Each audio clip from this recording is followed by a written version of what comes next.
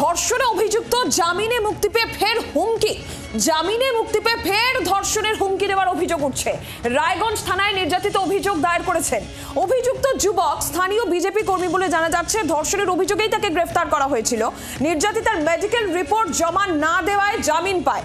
পুলিশের পক্ষ থেকে মেডিকেল রিপোর্ট জমায় দেরি, এমনটাই তথ্য সামনে আসছে। আর জামিনে মুক্ত হয়ে ফের ধর্ষণের হুমকি দিচ্ছে অভিযুক্ত, এমনই অভিযোগ উঠছে। ঠিক কি অভিযোগ উঠছে শুনুন আপনারা।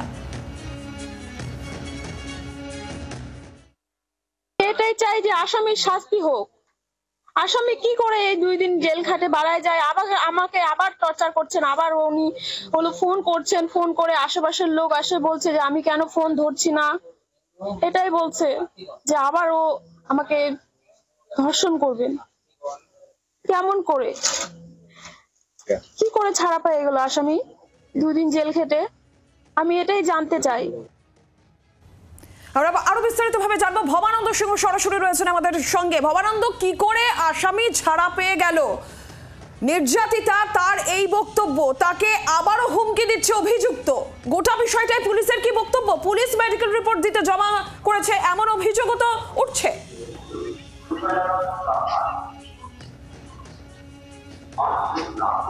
একদমই তাই। নির্যাতিতা নিজেই অভিযোগ করছেন যে পুলিশের কাছে যখন তিনি জানতে চান যে কেন এই ঘটনা ঘটেছে, পুলিশই নাকি তাকে জানায় যে তার আয়ও না থাকার জন্য তার মেডিকেল রিপোর্ট জমা করেনি, যার ফলে সম্ভবত জামিন হয়ে গেছে।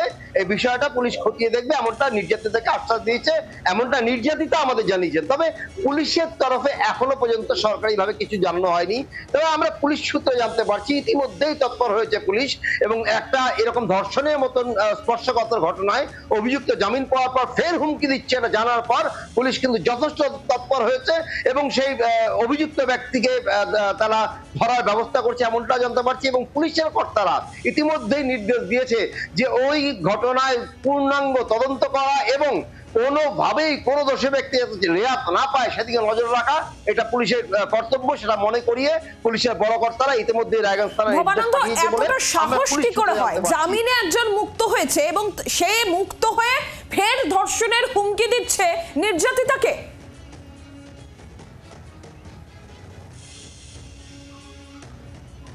একদমই তাই।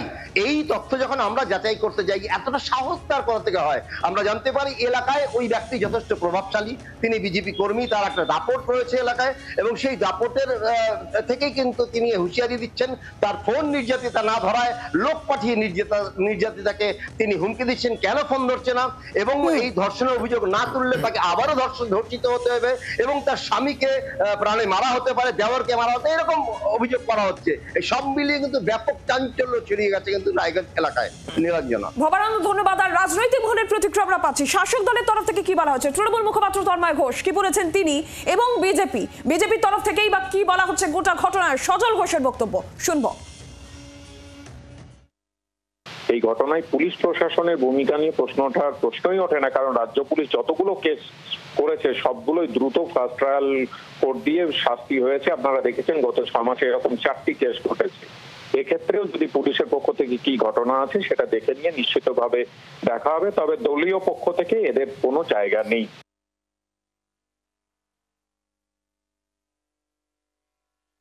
ধর্ষক তৃণমূল হলে তার ফাঁসি চাইবো, আর ধর্ষক যদি বিজেপি হয় তাহলে তাকে মাথায় করে নাচবো, এই থিওরিতে বিজেপি বিশ্বাস করে না। কিন্তু ধর্ষক জামিন পেল কেন সেটাও দেখতে হবে। নাম্বার 1, পুলিশ এখনো কি করছে সেটাও বিচার্য বিষয়। আমাদের দেখতে হবে যে এই বিষয়টা যেন মিথ্যে না হয়, এই বিষয়ে মিথ্যাচার করা উচিতও নয়। আর যদি অপরাধী হয় তাহলে সে এখনো ঘুরে বেড়াচ্ছে কেন? আর ইমিডিয়েট বেল ক্যান্সেল করে তাকে জেলে ভরে দেওয়া উচিত। বাংলার আওয়াজ, বাঙালির আবেগ, জি 24 ঘন্টা।